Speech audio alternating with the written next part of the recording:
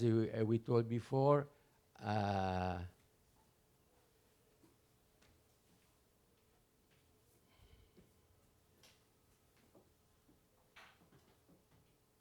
you wrote a currency, a loss of the valuation or its value. And I said that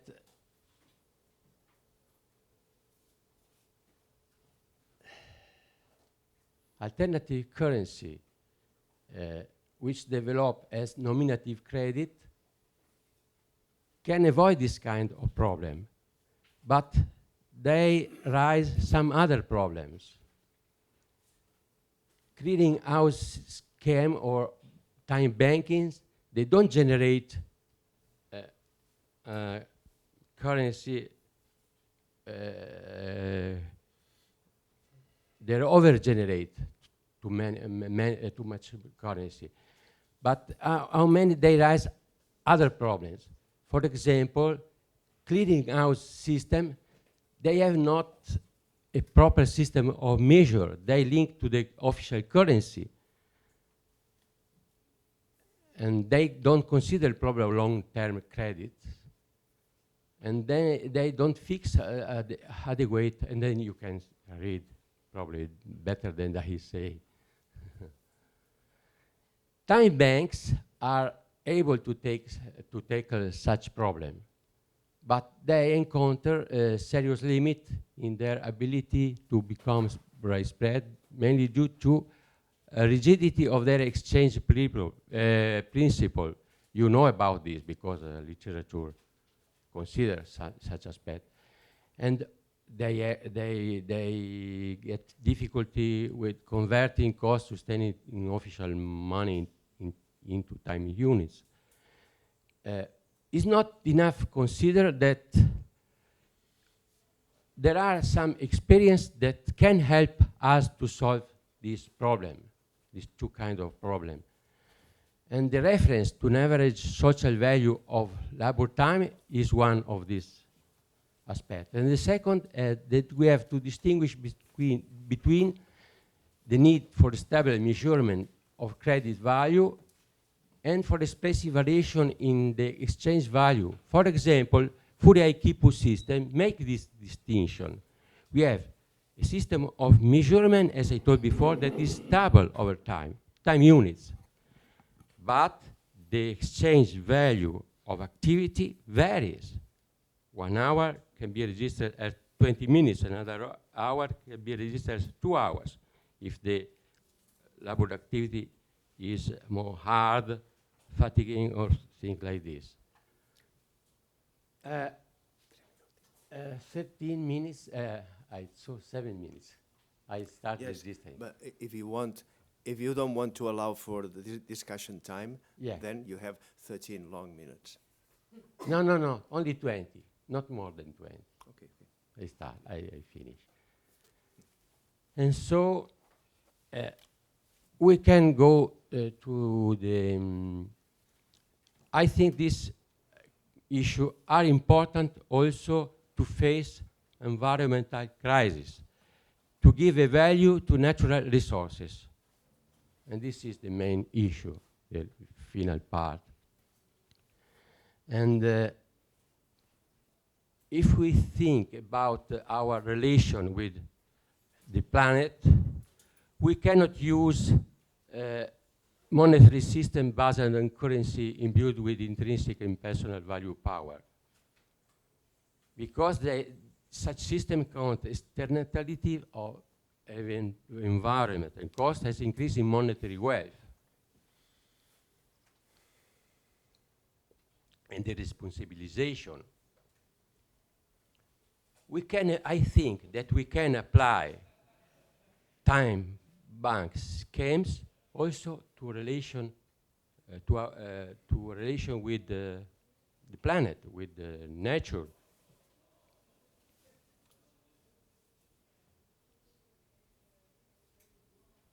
And interaction between humans and nature, credit and debits can, on one hand, be assigned to single economic agent or country, and on other hand, to our planet as a living system. we have to consider that humans seems to be permanent debtors due to their continual consumption of natural resources. However, it could be possible paid back human debts by acquiring credits through care activities. And this means that if production and consumption increase, leading humans to contract debt with the planet, there should be a proportional increase in care activities. And the most sustainable situation would involve a progressive reduction in consumption of good and natural resources and the balance in increasing caring activity. This is very important. Humankind offer caring activities and they gain credits. They take resources and they get debt. They offer activity, they credit. They take resources, debt. And the system must be balanced. And final consideration, 2 minutes, I have seen here, 2 minutes enough, yes. And we have to consider, let me see, we have to consider the flow of time has no economic value. But we have to consider also that time is the framework in which all economic activities and production take place. And the flow of time determines the fundamental condition of the existence. I think that time units can be useful also for economic evaluation of natural resources. Because if we relate to the natural time of their generation and reproduction, every natural resources take time to be generated, to reproduce, and this is very important issue. And we can say that the longer are the time of regeneration and reproduction of natural resources subjected to social consumption, the greater should be the value of social debt toward our planet. The value of finite resources, which are gradually existing, could be established and considered the time of their reproduction as tending toward infinite.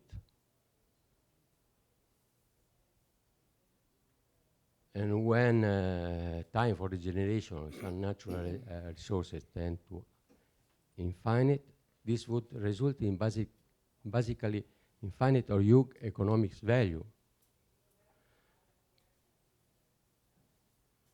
And so you can say that if we have huge economic value, we cannot take a lot of resources. If you want to keep the system of credit and debt in balance,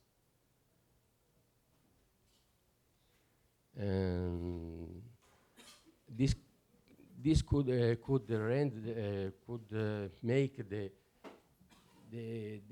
withdrawal of exhausting resources and unaffordable for the borrowing capacity of the individual and community. This is, I suppose that this could be important. And here I finish, and more or less in time. And it's not so easy. The scheme I propose you is not so easy.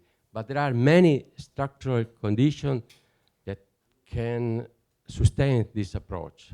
Because as I told before, time is the main factor, is the framework of every activity, economic, existential, natural.